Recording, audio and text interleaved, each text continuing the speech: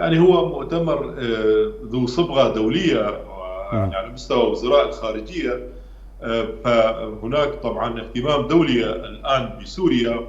أعتقد أنه يعني فرنسا وضعت أهداف لهذا المؤتمر: الانتقال السياسي السلمي في داخل سوريا، ضرورة يعني تعاون دول الجوار مع الحكومة السورية، دعم هذا الانتقال السياسي في سوريا، وثالثا العدالة التي يجب أن تتحقق يعني من خلال ملاحقة من يعني تورط في الجرائم وتلطخت يده بدماء الشعب السوري. هذه هي الأهداف.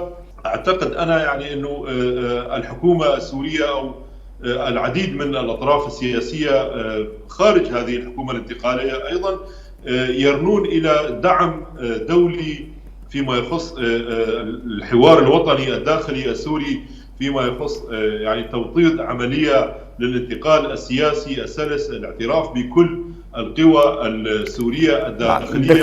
دكتور يعني طارق، دعم الحوار الداخلي السوري. يعني أنا أعتقد يعني الفواعل الدولية والولايات المتحدة الأمريكية يعني لن تدعم سوريا سياسيا أو حتى يعني تساهم في إعمار سوريا ما لم يحدث انتقال سلمي للسلطة، ما لم تكن هناك خارطة طريق واضحة لهذا الانتقال السلمي، ما لم يكن هناك حوار داخلي على أسس صحيحة، اعتراف بكل القوى السياسية بالمكونات بالإدارة الذاتية.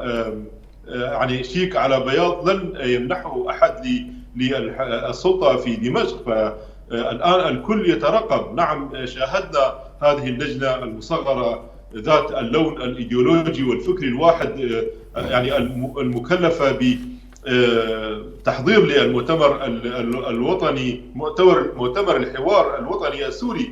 لكن يعني على السلطة أن تعلم جيدا بأنها يعني لن تستطيع أيضا من خلال بعض الشكليات أن تمرر أجندتها. سوريا الآن في مخاض والكل يترقب. ربما يعني يعطون السلطة فترة زمنية مزيدا من الوقت، ربما الكل يضبط نفسه من جهة يعني توجيه انتقادات حادة للسلطة. هناك تجاوزات كثيرة، هناك ملاحظات كثيرة، لكن الكل يترقب الحوار الوطني السوري الداخلي، خارطة طريق واضحة، إشراك الجميع في العملية السياسية. نتحدث عن قوى واضحة، قوى سياسية، قوى إدارية، قوى عسكرية سورية. يعني فأن تأتي وتصرح هكذا وتحتكر السلطة في دمشق فأنت تتخندق، يعني أنت تنعزل عن بقية أطراف الشعب السوري. فنحن سنشاهد تخندقا للمركز لا للأطراف، انعزالية للمركز لا للأطراف، وهذا غير مقبول دوليا على ما أعتقد.